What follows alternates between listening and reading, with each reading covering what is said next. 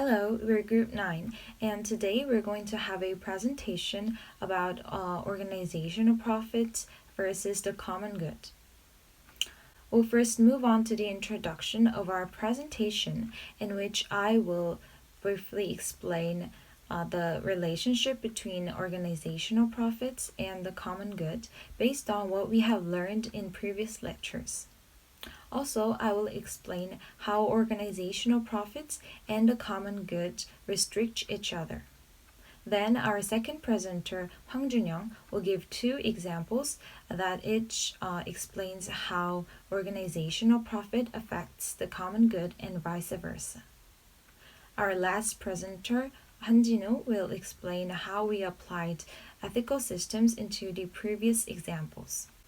So we came up with with our topic from the third week's lectures, which dealt with business ethics and ethical dilemmas in business. According to the lectures, business ethics provide the basics of what a firm should do. Firms utilize business ethics during a decision-making process, and their decisions affect stakeholders in many ways. For example, if a firm determines to pursue its own shareholders' benefits excessively, then it usually negatively affects customers or employees, in short, the common good. In this situation, pursuing the firm's own benefits puts limitations on the common good in ways such as polluting the natural environment or let employees work in poor labor conditions. On the other hand, if the public requires a firm to care more about the common good, or a firm puts too much effort on pursuing the common good, it may lead to the firm's great loss. In this case, we can say that the common good works to restrict the firm from making more profit. This is important because the firm's initial goal is to make profit. So, as we can see in these two examples, organizational profits and the common good seem to support opposite positions. However, in fact, these two could be compatible if the firm keeps balance between pursuing its own benefit and the benefit for everyone. Now you're going to look through two cases which succeeded or failed to keep the balance. Let's start our first subject, Oxy Rakibankser's humidifier disinfectant case. The humidifier disinfectant, developed by Oxy in 1995, used a raw material called Prebentyl RAT. At that time, inhalation toxicity tests were carried out according to the opinion of German experts, who are the developers of the material. But since 2001, when consumers complained about the formation of suspended substances, sterilizers were replaced with PHMG. PHMG was originally a material that was reported to the Ministry of Environment by SK Chemical, saying that it would be manufactured as a carpet antibacterial agent, and the manufacturing report explained that in case of an accident, first aid measures should be taken to a place where there is fresh air in the event of inhalation, and washing the mouth with water or drinking enough water to bomb it. Although it was not a toxic substance under the Korean Chemical Control Act at the time, it provided a clue that it could be harmful to the body. However, the Ministry of Environment did not require additional toxic data or designated it as a toxic substance because it was an antibacterial agent added when manufacturing carpets, so it was not necessary to conduct inhalation toxicity tests due to low risk. However, after seeing the data submitted by SK Chemical to export PHMG to Australia, the Australian government concluded that inhalation is harmful and requires ventilation.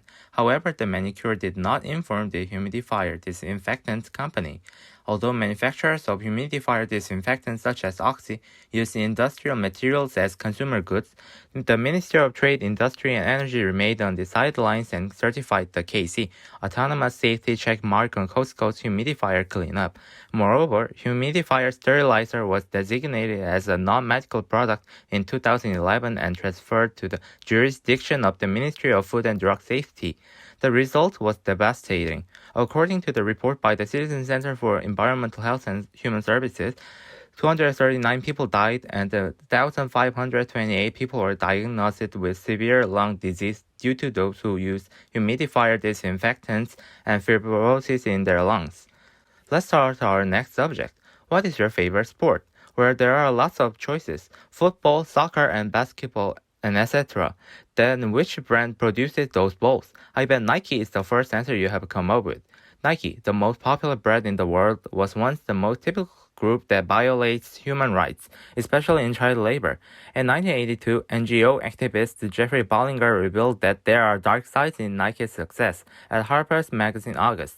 He had interviewed Sadisa, who works at Nike factory in Indonesia. She was just an uneducated teenager who came to the city to earn money from countryside. According to her paycheck in the article, her hourly wage was less than 14 cents, plus 2 cents for overtime. It was less than, of course, America's minimum wage and even Indonesia's minimum wage. Only 12 cents 15% was spent on a pair of Nike sneakers, sold for $80 in the US. In 1997, the popular comic cartoon Dunsbury continued to publish cartoons satirizing Nike, and in March 1998, when the Times released a photo with a young teenager who was wearing sneakers, criticism of Nike reached its peak.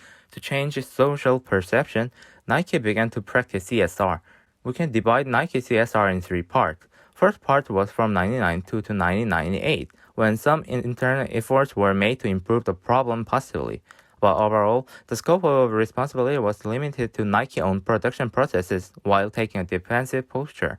Second part was from 1998 to the mid-2000s, in which Nike itself acknowledged that there were social responsibility-related problems and made efforts to expand and improve the scope of responsibility to the areas in which it had contracted with Nike. Third part was a further extension of the scope of responsibility since the mid-2000s, under the awareness that it is difficult to solve the problem without cooperation with competitors, not just companies in direct contractual relationship. As a result, 2007 Nike ranked third after Green Mountain AMD when the Corporate Responsibility Officer magazine announced America's top 100 best corporate citizens ranking. In just over a few decades, Nike began to be recognized as a representative company of CSR, not a representative company of child labor. So what were the ethical systems applied? Before going into this topic, it is important to remember the definition of business ethics. Companies make decisions based on what ethical systems they are backed by. We analyze the different ethical systems used by the companies in order to understand the reasoning behind their decision-making in regards to ethical dilemmas.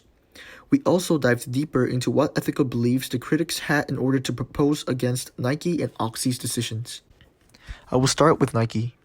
First of all, it is important to note that the United States, the country where Nike is headquartered, and the third countries utilized for labor are geographically located in separate locations.